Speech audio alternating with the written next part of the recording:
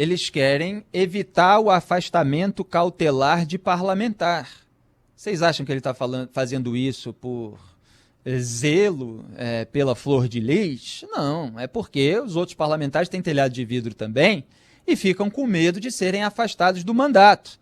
Então eles querem usar o episódio do Daniel Silveira para votar ali um esclarecimento sobre o flagrante delito de crime inafiançável, que é a única hipótese de prisão de parlamentar, e acrescentar essa extensão do foro privilegiado, essa extensão da imunidade parlamentar, que tenta, inclusive, tirar a ida do sujeito preso para uma unidade prisional, o sujeito fica lá na própria Câmara, né, ou no próprio Senado, se for senador, esperando ali uma decisão da Casa Legislativa respectiva, para ver se a sua prisão vai ser mantida ou não. E isso em hipóteses que ainda vamos ver qual vai ser o texto final, né? Podem ser, inclusive, diminuídas em relação, pelo menos, a essas decisões do Supremo Tribunal Federal, que construíram um entendimento ali, tornando passível a prisão quando há um elemento de requisito de prisão preventiva.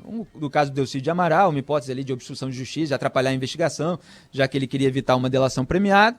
No caso do Daniel Silveira, ameaças ali, portanto, a garantia da ordem pública se tornando necessária de acordo com os ministros. Então, eles podem reduzir essas hipóteses e ainda evitar qualquer afastamento por meio de uma decisão de qualquer outro tribunal, que é que tudo passe pelo Supremo Tribunal Federal, inclusive decisões a respeito de operação de busca e apreensão em gabinete, até em outros endereços, né, como está sendo aventado.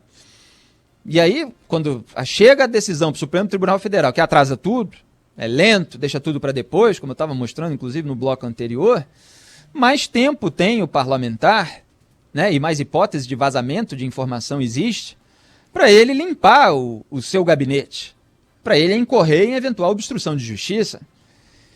Então, mas é isso que eles querem, é que as coisas demorem mais, é que as coisas passem sempre pelo Supremo Tribunal Federal, que é um tribunal eminentemente político, um tribunal mais devagar, que está lá sobrecarregado. Aí eles inventam todos esses pretextos técnicos, né? Quando quer decidir uma coisa, decidem rapidinho, né? Como essa própria PEC da imunidade mostra, queriam decidir lá no mesmo dia. Começou a tramitar de manhã, já à noite já quer votar, sem passar pela CCJ, né, pela Comissão de Constituição e Justiça, sem passar pela Comissão Especial. Conseguiram os parlamentares de oposição a essa PEC, principalmente sob a liderança do Kim Kataguiri, evitar que ela fosse votada em plenário sem passar pela Comissão Especial. Não quer dizer que acabou. Quer dizer que eles vão continuar tentando, mas vão ter que passar por uma das etapas que tentaram suprimir.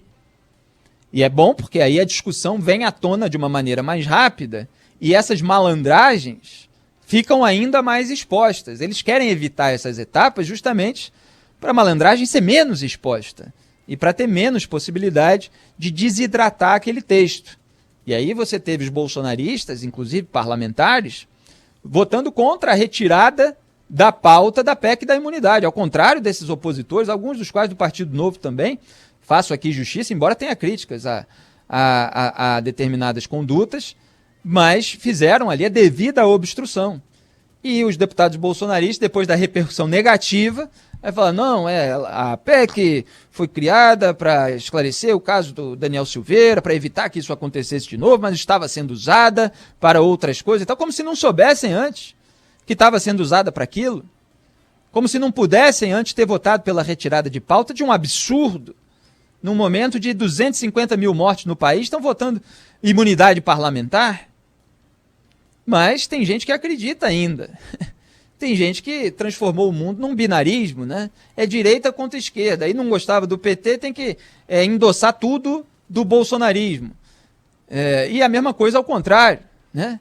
Se o sujeito não gosta do bolsonarismo, tem que endossar tudo do PT. Aí você tem os tucanos, não gosta do Bolsonaro, é a mesma coisa. Mas a realidade é muito mais complexa e é preciso voltar ao fundamento das questões, ter as questões morais, o zelo pela moralidade pública, que independe de permanência em grupo político, que independe de identificação com corrente ideológica.